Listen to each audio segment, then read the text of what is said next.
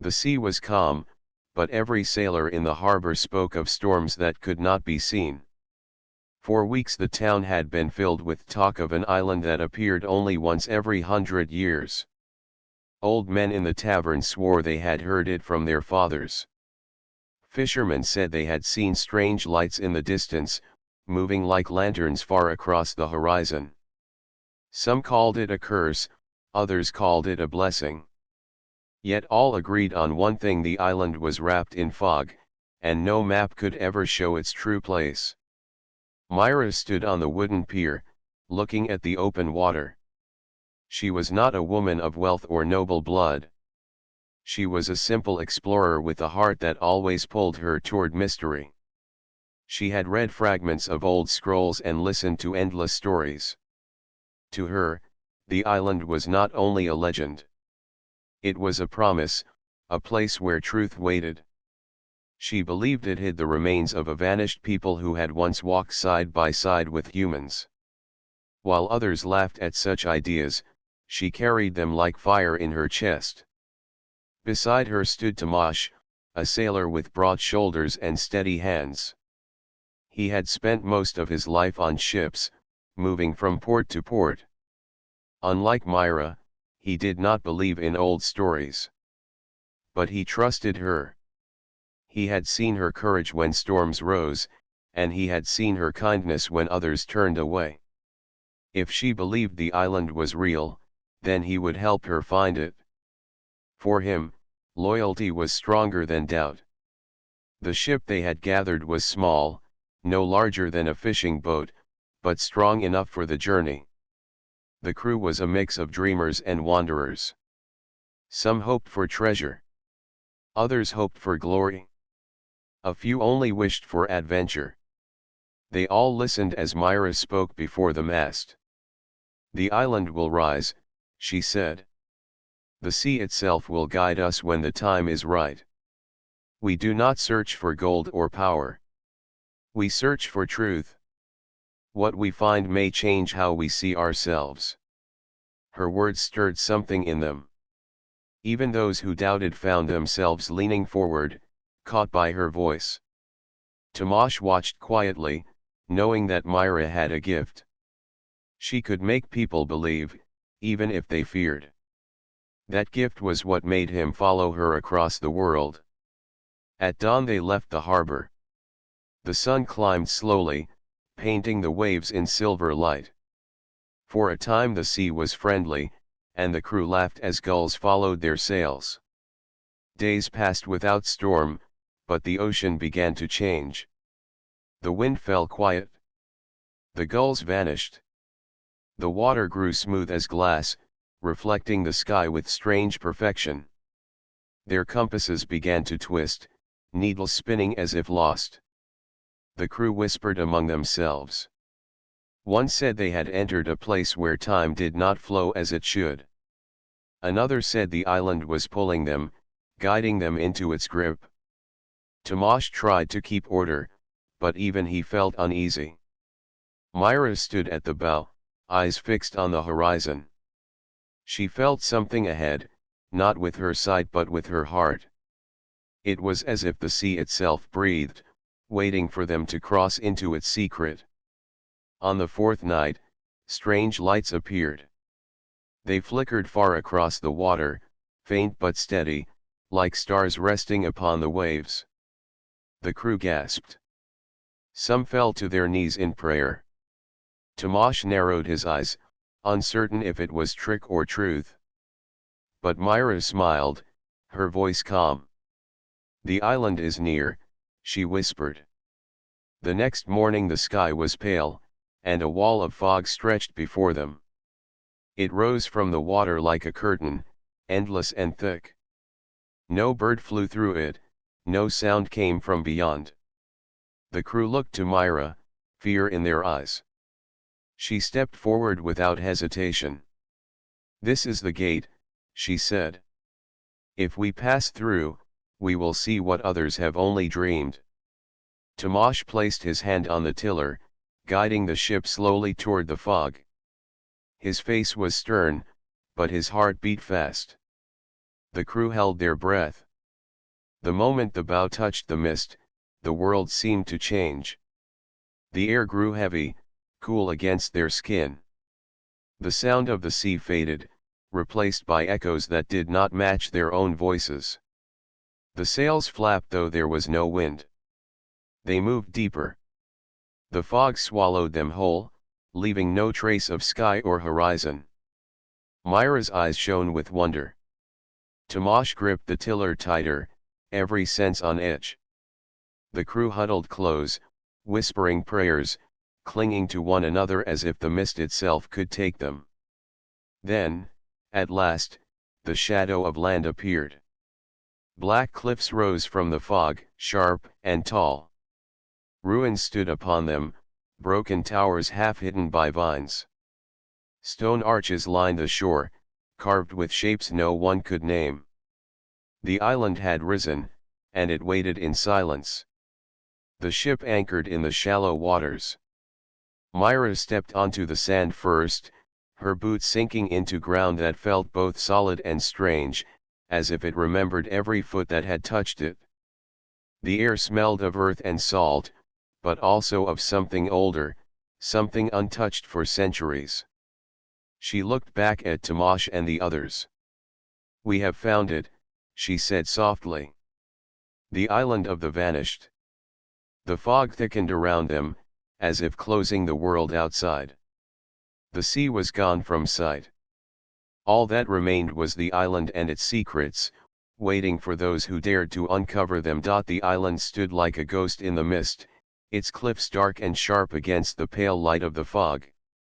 The crew stared in silence, unsure if they had found fortune or doom.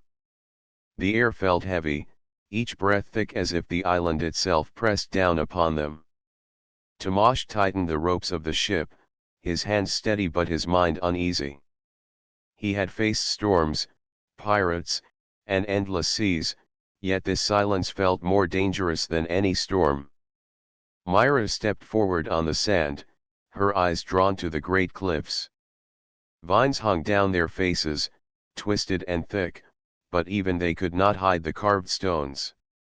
Shapes and marks ran across the surface, not like any language she had seen. They glowed faintly, almost like the last light of embers under ash. She reached out but stopped before touching them, sensing that the stone held memory of something long past. The crew gathered close, unwilling to stray far. One of them, a young sailor named Elio, pointed to the fog that circled the island. It rose like a wall, cutting them off from the sea they had crossed. It was as if they had stepped into another world, sealed away from the one they knew. "Can we go back if we wish?" he asked in a nervous voice. Tomasz answered before Myra could speak. "We can try, but I doubt the sea will guide us back so easily. We are inside the fog's hand now." The words sank deep into the hearts of the crew. Some shifted uneasily, but none dared to argue. They all knew that once the island appeared, it would not wait. Time here would not move as it did beyond the mist. Myra led them along a narrow path of broken stones that curved upward toward the cliffs. Each step echoed faintly, though the ground was solid. The echoes did not match their steps.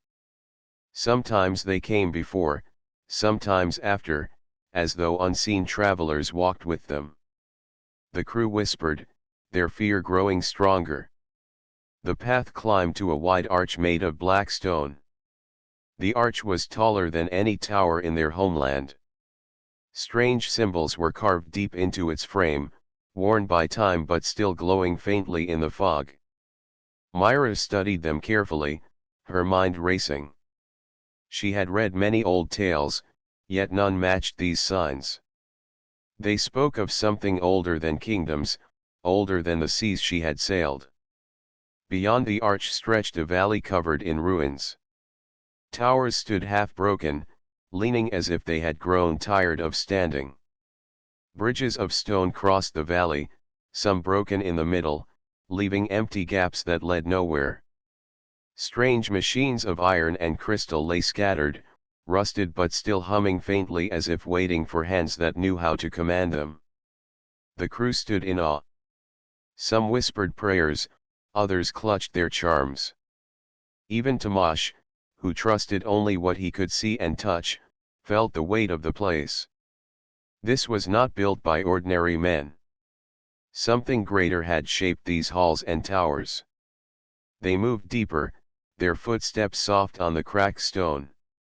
Myra stopped at a wall where carvings stretched wide like a mural. It showed men and women, small in shape, standing beside taller beings made of light. The two stood together, their hands raised as if in unity. Above them, stars were carved, and below, waves of water swallowing towers whole. Myra traced the figures with her eyes. They were not alone, she whispered. Humans once walked with another race. They built this place together. The crew stared at the mural.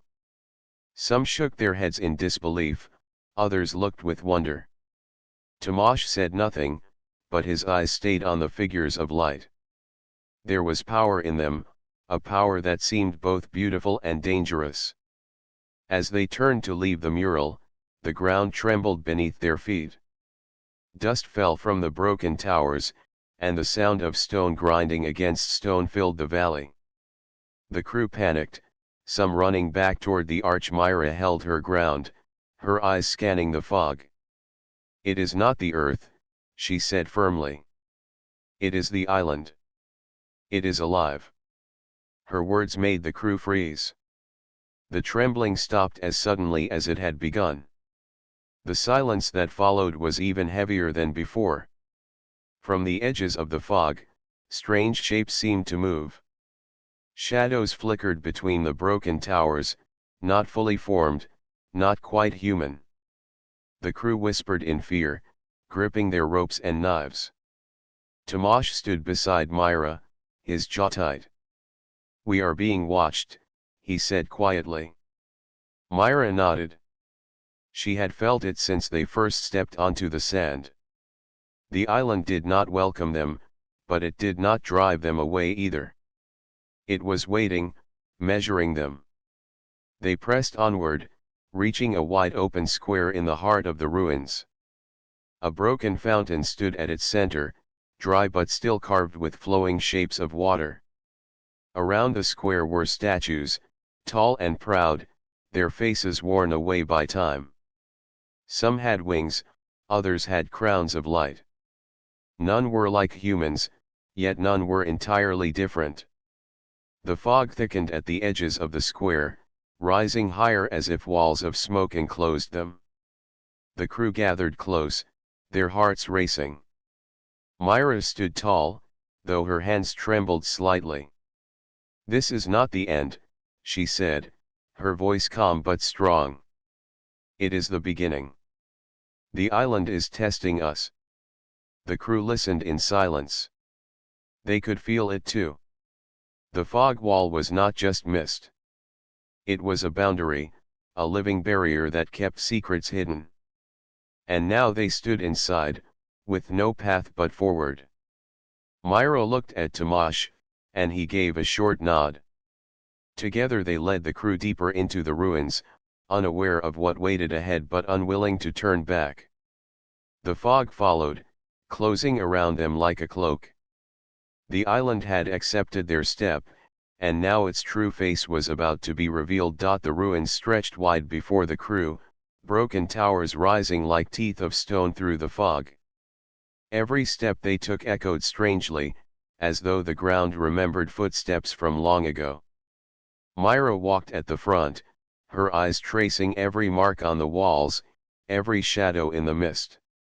She felt the island was not only ancient but alive, breathing in silence around them. Tomasz kept close to her, his hand resting on the hilt of his blade though no enemy showed itself. He did not trust shadows that moved when no wind touched them, nor echoes that spoke without mouths. The crew followed behind, some whispering prayers, others clutching charms of wood or stone. They were sailors, not seekers of hidden truths, and the island filled them with unease. Soon they reached a wide hall carved into the cliff. The entrance stood tall, framed with arches of dark stone. Strange lines glowed faintly across the surface, not bright like flame, but soft as moonlight. Myra stepped closer, her fingers brushing the air just above the symbols. She did not touch them, but even so she felt a faint hum, like the low song of the earth. "This place still remembers," she said softly. Tomasz frowned. "These stones are older than our oldest cities. How can they still glow?" "They were made with knowledge we have lost," Myra replied. Her voice was filled with wonder, not fear. This was not only a city. It was a heart. The crew hesitated at the entrance, but Myra moved inside. The hall opened into a vast chamber where broken pillars leaned against one another. Light seeped through cracks in the ceiling, glowing through the fog like pale fire. Along the walls stretched carvings, larger and clearer than the mural they had seen before. The carvings told a story. Myra moved slowly along the wall, her eyes wide as she traced the shapes. She saw humans standing beside tall beings of light. Together they built towers that touched the sky and ships that sailed through stars. The humans looked proud but peaceful, standing with their allies as equals. But the story changed. Storms came, waves rising high above cities. Fire fell from the sky. The beings of light raised their hands to shield the people, but the waves were too strong. Towers crumbled, ships sank, and the two races were separated. At the end of the carving, only humans stood alone, while their allies of light vanished into the heavens. Myra touched the final mark with trembling fingers. This was not just a people that vanished. They were once with us. They helped us rise. And then they were gone. The crew listened in silence. Some shook their heads, unwilling to believe. Others looked afraid, as if the knowledge itself was dangerous. Tomasz stepped closer to the wall, his brow furrowed. "If this is true, then we have lived in the shadow of their memory without knowing. Our world is smaller because of what was lost." Before Myra could answer, Lio, the youngest sailor, called out. He had found something at the far side of the hall. A strange shape lay half buried under stone, like a machine of metal and crystal. Its surface was smooth, untouched by rust though centuries had passed. The crystal pulsed faintly, a soft glow that matched the symbols on the walls. The crew gathered around it, their voices low and filled with fear. Some believed it was cursed, others believed it was treasure. Tomasz bent to touch the metal, and at once the crystal flared brighter. A deep sound filled the chamber, not loud but steady, like the beat of a great heart. The floor itself seemed to shiver. The sailors cried out, stumbling back, but Myra stood her ground. She watched the machine with awe. It was not dead. Even after all this time, some part of it lived. Tomasz pulled his hand back quickly, his eyes wide. "It moves still." "But how?" "No fire burns inside it, no hand tends it." "It does not need fire," Myra whispered. "It was made with power beyond ours. Perhaps it waits for us." The hum faded slowly, leaving the chamber silent again. Yet the air felt different now, heavier, filled with unseen energy. The crew refused to touch the machine again, but Myra's mind raced with questions. If this was only one fragment, what else lay hidden on the island? They left the hall and walked deeper into the ruins. As they moved, Myra noticed that the ground pulsed faintly beneath her boots, as if the island itself carried a heartbeat. She stopped and crouched, pressing her hand against the stone. The rhythm was slow but steady, alive. "This place is not dead," she said. It breathes. The crew muttered in fear, but Tomasz studied the fog around them. Shapes flickered at its edge, never stepping close but never vanishing either. They looked like shadows of tall figures, their forms stretched and unclear. Tomasz felt his hand tighten on his blade, though he knew steel might not help. When they reached another open square, the fog grew thicker, curling around them like smoke. Myra turned slowly, sensing the presence that had been watching since they landed. The air grew colder, and the heartbeat in the ground grew stronger. Then, without sound of footsteps, a figure appeared within the fog. It was not solid, but a shape of light and shifting mist. Its form was tall, not human yet not entirely alien. The crew gasped, some falling back in fear. Tomasz stepped in front of Myra, ready to defend her, though he knew not how. Myra's eyes widened, her heart racing. She knew at once what this was. "It is a guardian," she whispered. "The island has been waiting for us." The figure did not move closer, but its glow brightened, and a voice rose within the fog. It was not one voice but many, woven together, carrying words that all could understand. "You have entered the memory of the lost," it said. "And now you must decide if you are worthy to know what remains." The crew stood frozen, caught between fear and wonder. The island had spoken, and its test had only just begun. The figure of light stood silent, its form shifting like smoke yet steady like stone. The crew could not look away. Some clutched their weapons, though they knew blades would not harm such a being. Others whispered prayers, their voices trembling. Tomasz kept his stance firm, his hand tight on his sword hilt, but his eyes betrayed unease. Myra, however, stepped forward. Her heart beat fast, yet her voice was calm. "Who are you?" she asked. "What is this place?" The figure's glow pulsed, and the fog seemed to breathe with it. When it spoke, the voice echoed not only in their ears but also in their minds. It was like many voices woven into one, deep and soft, carrying both weight and calm. "I am the guardian," it said. "I was left by those who walked before you. My duty is to protect their last memory, their last gift. You stand in the land of a vanished people. This island rises once in 100 years so the chosen may be tested. If they prove worthy, they may carry the knowledge. If they fail, the island will sink again, and the memory will sleep." The words struck the crew with awe and fear. Elio, the youngest sailor, stepped back, shaking his head. "This is too much. We are only men of the sea. We are not worthy." The guardian's glow shifted toward him, but its voice remained steady. "Worthy is not measured by strength or birth. It is measured by the heart." Myra felt a chill run through her. The island was not chance, it was calling, waiting for humans to prove something long forgotten. She bowed her head slightly. "We do not come for treasure," she said. "We come for truth." The guardian studied her in silence. Then its glow grew brighter, and the fog around them shifted. The broken square dissolved into mist, and in its place appeared a long path lined with pillars of light. The crew gasped as the ruins vanished behind them.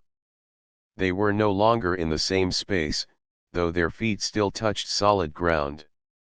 "This is the first step," the guardian said. "Each of you must face the trial of memory. The vanished people once walked with humans, but trust was broken and storms rose. The test will show if your kind still carries hope, or if you are lost to fear and pride." Tomasz frowned. "What trial do you speak of?" The guardian raised its hand of mist. "You will see. You cannot run from it." One by one, the crew was pulled into visions. Myra felt the ground fade beneath her feet, and suddenly she stood in a place both strange and familiar. She saw fields of her homeland, but above them rose towers of shining crystal, taller than mountains. People walked the streets, not only humans but tall beings of light, their faces calm and kind. The city glowed with peace. But then the sky darkened. Storms of fire fell, seas rose, and the towers crumbled. The beings of light turned their faces upward and vanished into the stars, leaving humans to stand alone. Myra felt the despair of those left behind, yet also the strength of their will to survive. She heard voices whisper, "Will you carry our memory, or will you repeat our fall?" Her heart ached, but she stood tall. "We will learn," she whispered. "We will not let pride blind us again."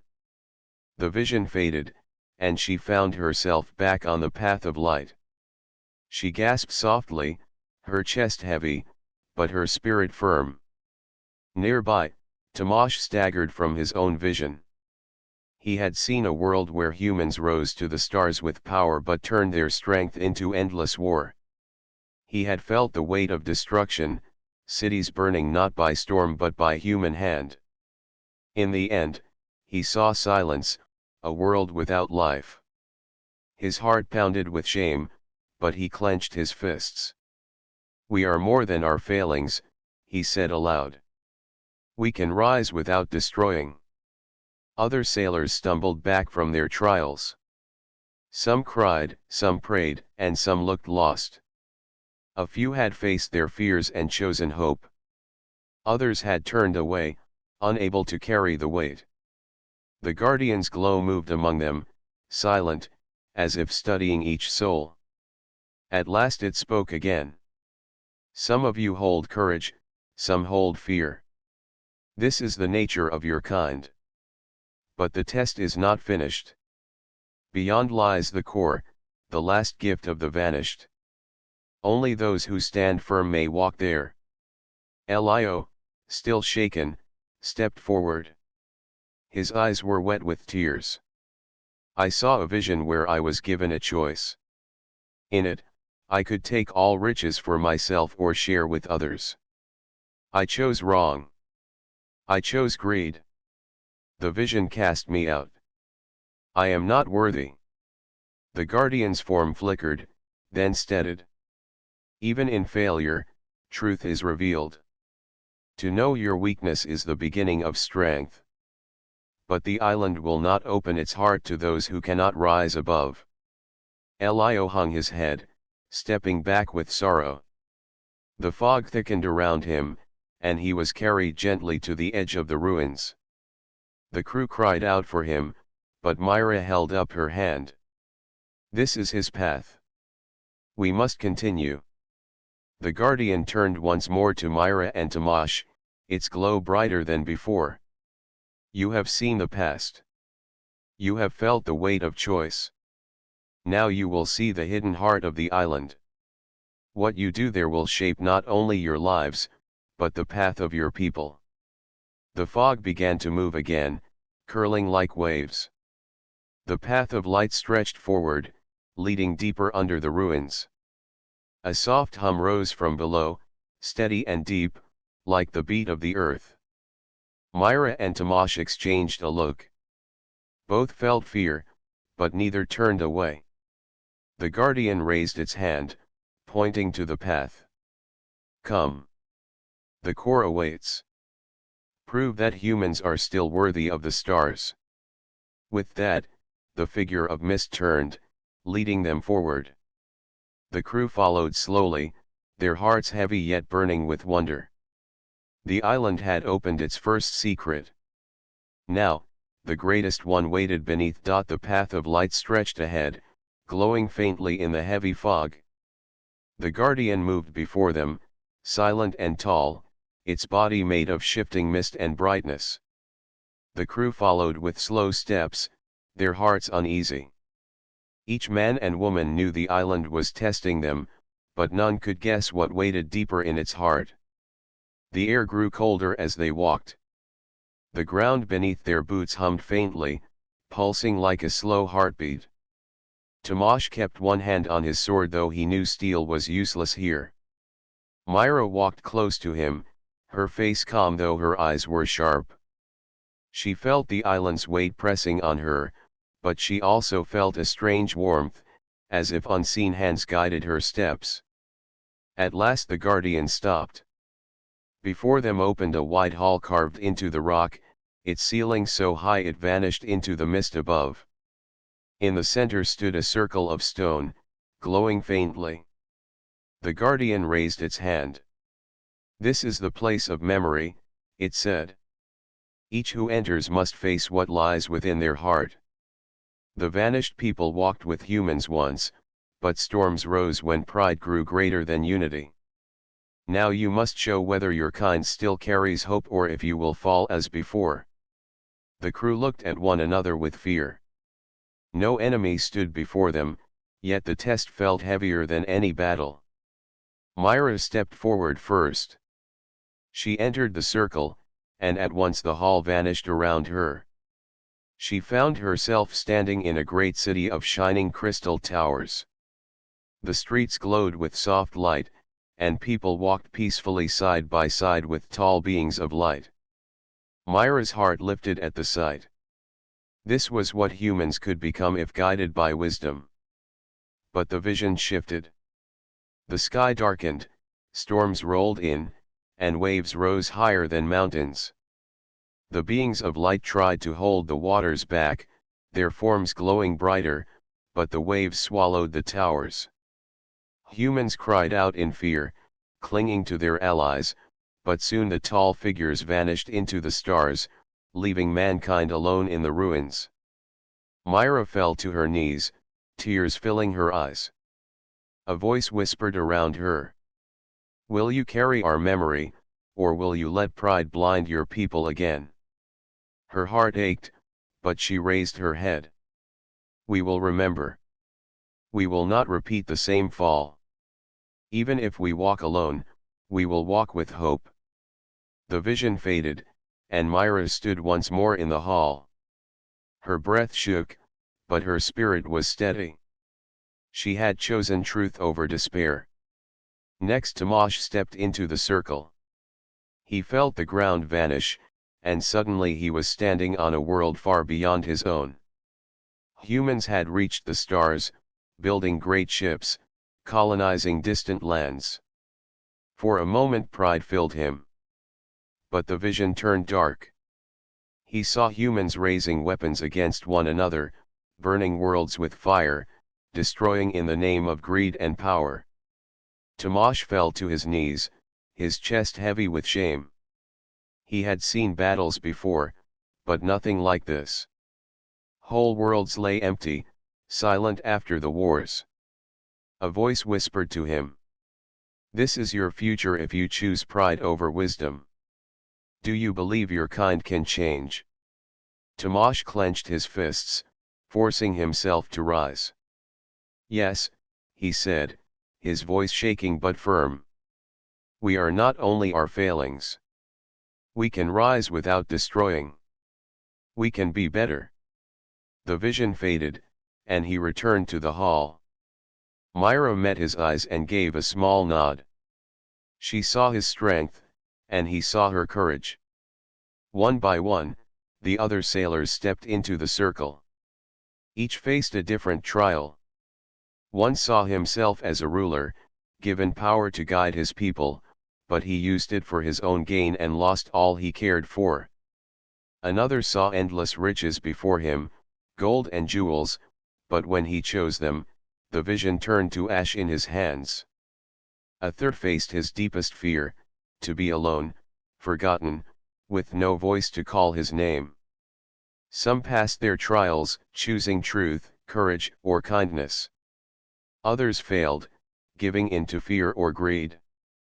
Those who failed were gently carried by the fog to the edge of the hall, their faces filled with sorrow. The guardian spoke no anger, only silence, as if the island itself had judged them. Elio, the youngest sailor, stepped into the circle last. He trembled as the vision formed around him. He saw himself standing on a ship filled with treasure. His hands held the key to share it with his crew or keep it for himself. His heart beat fast. For a moment, greed tempted him again, as it had before. He reached for the gold, but then he saw Myra and Tomasz in the vision, watching him with trust. Shame burned in his chest. Slowly he turned away from the treasure. "I will not choose greed again," he said. "I will choose trust." The treasure vanished, and the vision faded. Elio stood in the hall, his face pale but his eyes steady. Myra placed a hand on his shoulder. "You have grown," she said gently. The guardian's glow brightened, filling the hall with silver light. "The trial has ended. You have seen what lies within your hearts. Some were found ready, some were not. But those who remain have shown that humans still carry courage and hope." The ground beneath them pulsed stronger, the hum rising like a heartbeat. A deep rumble shook the walls, and the stone circle opened slowly, revealing a path leading down into the earth. A glow rose from below, soft yet powerful, like the light of a hidden sun. The guardian raised its hand toward the opening. "The core waits below. It holds the last gift of the vanished, the memory of their people, their knowledge, and their warning. Only those who have proven themselves may enter. The island has accepted you. Now you must face its heart." Myra looked at Tomasz, then at the others who had passed the trial. Fear still rested in their eyes, but so did determination. They nodded together. Without another word, they stepped toward the glowing path. The fog closed behind them, sealing away the hall. The trial was finished, but the true test was yet to come. The path beneath the ruins was narrow and winding, carved from dark stone that glowed faintly under their feet. The crew moved cautiously, each step echoing softly through the tunnel. A gentle hum filled the air, steady and deep, like the heartbeat of the island itself. Myra led the way, her eyes scanning the walls. Strange symbols lined the stone, faintly glowing in silver and gold. She traced them with her eyes, feeling a sense of familiarity, as though the carvings spoke directly to her mind. Tomasz followed close behind, keeping the crew together. His hand rested on his sword hilt, though he knew no blade could harm what lay ahead. The air grew warmer as they descended, yet the warmth carried no comfort. It was alive, like the island itself breathed around them. At last, the tunnel opened into a vast chamber. The ceiling stretched so high that the eye could not reach it, and in its center floated a sphere of light. It glowed softly, illuminating the walls with dancing reflections. The sphere was neither solid nor liquid, it shimmered like water, yet held shape as if it were alive. The crew gasped. Myra stepped forward, her heart racing. "This must be it," she whispered. "The core." The guardian of mist stood at the chamber's edge, its glow steady and calm. "You have arrived at the heart of the island," it said. "This sphere holds the memory of the vanished people. It contains their history, their knowledge, and their final warning. What you do here will shape the future of your kind." The crew gathered around, staring at the glowing sphere. Tomasz reached out tentatively, and the sphere pulsed gently at his touch. His eyes widened as visions appeared before him. He saw cities of crystal floating among the stars, humans traveling to distant worlds, learning and creating with care. He also saw humans destroying themselves through greed and pride, failing to learn from the lessons of the past. Myra stepped closer and touched the sphere with her palm. Instantly, a flood of images filled her mind. She saw the vanished people, not leaving in death but traveling beyond their world to seek new homes among the stars. She saw how they guided humanity in secret, leaving behind knowledge and machines for those who would use it wisely. She saw worlds where humans chose courage, kindness, and wisdom over fear and selfishness. And she saw the worlds that failed, destroyed by their own hands. The chamber was silent except for the steady hum of the sphere. The crew watched Myra as her eyes glowed faintly from the visions. Tomasz placed his hand on her shoulder. "What do you see?" he asked softly. "They were our allies," Myra replied, her voice trembling. "They shared their knowledge, their guidance, and then they left. They believed in humanity, but only if we learned to rise without destroying. The sphere is more than history. It is a path forward, a guide to what we can become." A sense of awe filled the crew. They were no longer just sailors or explorers. They were witnesses to the memory of a people greater than themselves, a people who had shaped the course of human potential long ago. The Guardian stepped forward, its glow reflecting in the sphere. "The knowledge here is powerful. It can guide humans to the stars, but it can also destroy if used with pride. You must carry it carefully, with wisdom and humility. The choice is yours." Myra looked at the sphere again, then at her crew. "We cannot take it all," she said firmly. "The island cannot be removed from its place. But we can take its message. We can return and share the truth, the lessons, and the hope it holds." Tomasz nodded. "We can carry the memory in our hearts and minds. That is enough for now. The rest will come with time." The Guardian's light pulsed brighter, almost as if approving their decision. "You have chosen wisely," it said. "The vanished people believed that those who walk with truth can guide the future. You have proven your worth. Remember what you have learned, and teach it to those who follow. Only through unity, courage, and care can humans rise to the heights they are meant to reach." Myra placed her hands on the sphere once more, committing its lessons to memory. She saw every detail, the machines of the vanished people, their cities, their journeys beyond the stars, and the warnings of failure. She would carry it all, not as a treasure to hold, but as a message to pass on. The chamber began to shift subtly. The hum of the sphere grew softer, the light dimmed, and the walls seemed to pulse one last time. The Guardian stepped back, merging with the mist of the island. "The time of your visit ends. The island will sink once more beneath the fog. Take only the wisdom, leave the rest to sleep until the next century." Myra, Tomasz, and the crew turned toward the exit, their hearts heavy with knowledge but burning with purpose. The sphere's glow faded behind them, leaving the chamber quiet and dark. They walked back through the tunnels, the hum of the island still beneath their feet, reminding them that the world they knew was only one part of a greater story. As they emerged onto the surface, the fog swirled around them.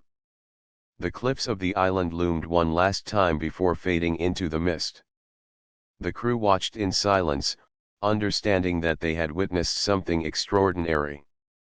No gold or jewels had passed into their hands, yet their hearts carried the greatest treasure, the knowledge and wisdom of a people who had once walked with humans and believed in their potential. Myra turned to Tomasz. "The island has given us hope," she said. "Now it is our turn to share it." Tomasz nodded, his eyes scanning the horizon. "We will not waste this gift. Humanity will rise with it, if we remain true." The fog thickened, curling around the cliffs, hiding the island from sight once more. The sea was calm, as if waiting. The crew boarded their ship, hearts full of purpose, ready to return home with the knowledge of the lost people and the promise of a better future. The island had revealed its core.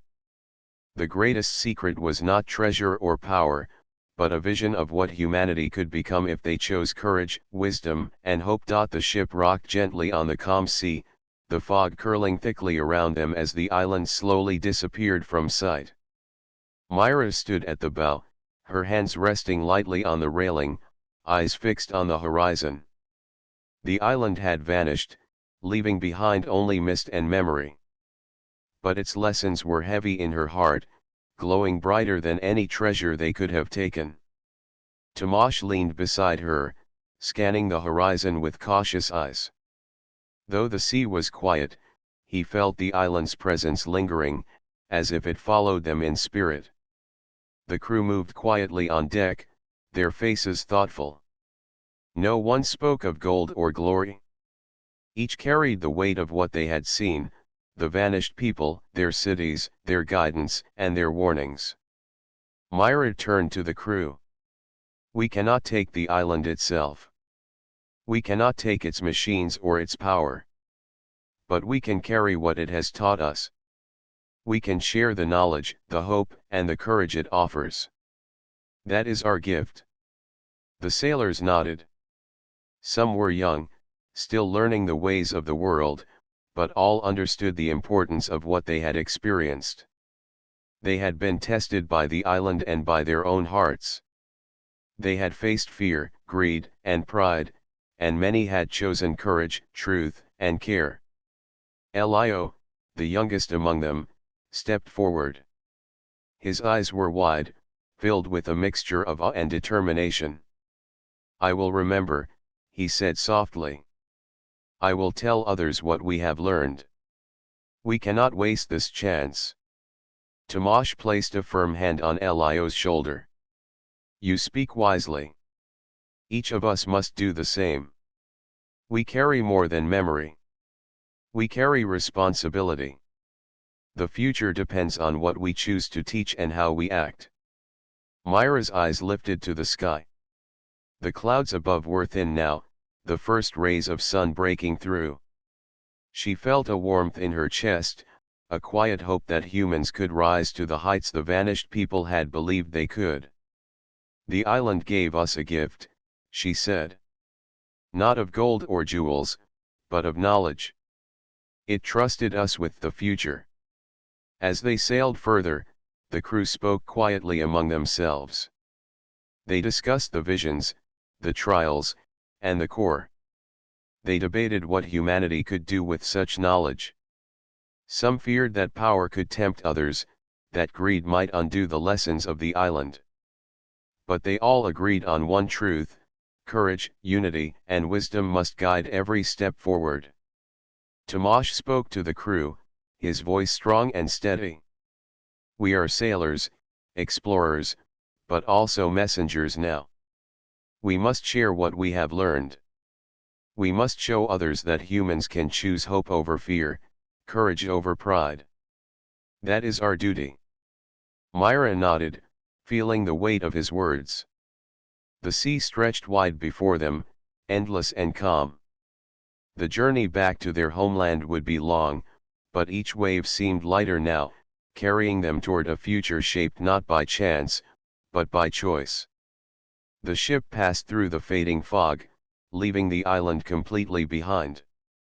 It would not appear again for another century, waiting silently for the next souls brave enough to walk its paths.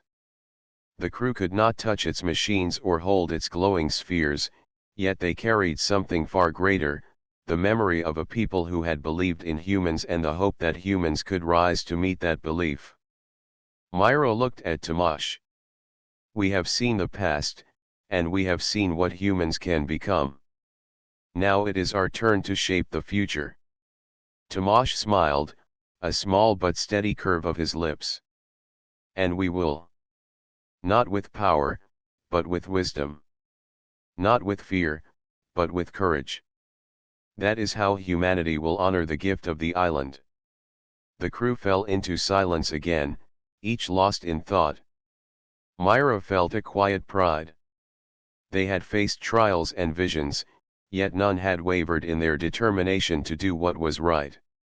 This was the proof the Guardian had sought, that humanity still held hope, still held the strength to rise. As the sun climbed higher, the sea sparkled, reflecting light like 1,000 stars scattered on water. The ship sailed steadily toward their homeland, and each heart aboard felt lighter, though the lessons remained heavy in their minds. They had witnessed greatness, danger, and possibility. They had seen what humans could achieve if guided by care and wisdom. In the days that followed, the crew shared the story among themselves, each retelling more vivid than the last. They spoke of the ruins, the towers, the murals of light, and the core.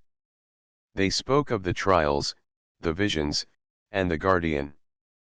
And in every tale, the message was clear: humanity must rise with courage, must act with wisdom, and must carry hope wherever they go. Myra knew the journey had changed them all forever. They had seen the island, the vanished people, and the possibilities of the future. They had chosen to return, not with riches, but with understanding. That understanding would shape their choices, guide their actions, and inspire others. As the ship reached the shore, the crew stepped onto solid ground, their faces bright with determination. They would tell the story, share the lessons, and guide humanity with the knowledge they had earned. The island had tested them, shown them the path, and entrusted them with its memory.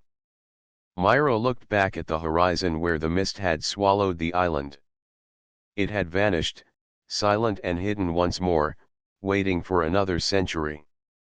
But its gift remained with them, in their hearts, in their minds, and in the promise of humanity's future. The crew walked forward together, united, carrying hope and wisdom.